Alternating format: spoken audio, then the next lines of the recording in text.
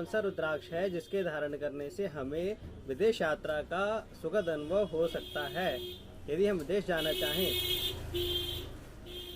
यदि हम विदेश जाना चाहें तो कौन सी रुद्राक्ष माला को धारण करना चाहिए, या कौन से एक रुद्राक्ष ऐसा कौन सा है जिसको धारण करने से आप रुद्राक्ष को धारण करने मात्र से उसके फल स्वरूप आप विदेश यात्रा का लाभ प्राप्त कर सकते हैं। कुछ लोग बहुत सारे तीर्थों में घूमना चाहते हैं, लेकिन तीर्थों में जाने का प्रयास करते हैं, धन होने की वजह से भी वो नहीं जा पाते क्योंकि उनका समय का अभाव रहता है, या फिर उनके पास समय है, धन है, फिर भी स्वास्थ्य कारणों से वो नहीं जा पाते हैं। अन्यत्र कारणों से आप तीर्थाटन नहीं कर सकते। विदेश यात्रा के लिए जो व्यवसायी लोग हैं, जो विद्यार्थी लोग हैं, वो प्रयास करते हैं। भविष्य में हर कोई विदेश जाना चाहता है ताकि वहाँ का भी पर्यटन लिया जा सके। तो किन लोगों के लिए कौन सा रुद्राक्ष विदेश ले जाता है। साथ ही साथ यदि कुछ लोग जो सिद्धियां प्राप्त करते हैं तो सिद्धि प्राप्ति के लिए परलोक गमन की विधि कही गई है, उसमें कौन सा रुद्राक्ष सबसे ज़्यादा सहायक सिद्ध होता है।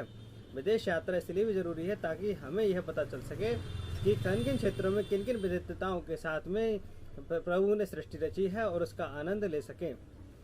तो मित्रों, सर्वाधिक जो लाभकारी सिद्ध रुद्राक्ष होता है वो है 12 मुखी रुद्राक्ष। 12 मुखी रुद्राक्ष से विदेश यात्रा का सुखद अनुभव प्राप्त होता है।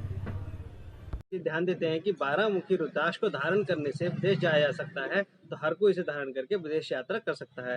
यह बात मित्रों बिल्कुल सही है। इसके लिए सिर्फ 2 चीजें होने आवश्यकता है। पहली बात, 12 मुखी रुद्राक्ष जो है वो असली होना चाहिए, शुद्ध होना चाहिए, प्राण प्रतिष्ठित होना चाहिए और सिद्ध होना चाहिए।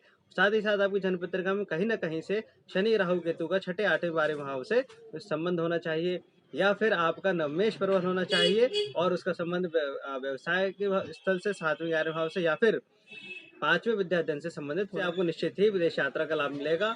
और 12 मुखी रुद्राक्ष को असली हो तो शुक्ल पक्ष के सोमवार के दिन धारण करना चाहिए। सबसे पहले इसको शुद्ध अवश्य करा लें, प्रतिष्ठित अवश्य करा लें, और इस प्रकार से करने से आपको निश्चित रूप से विदेश यात्रा का लाभ मिलेगा।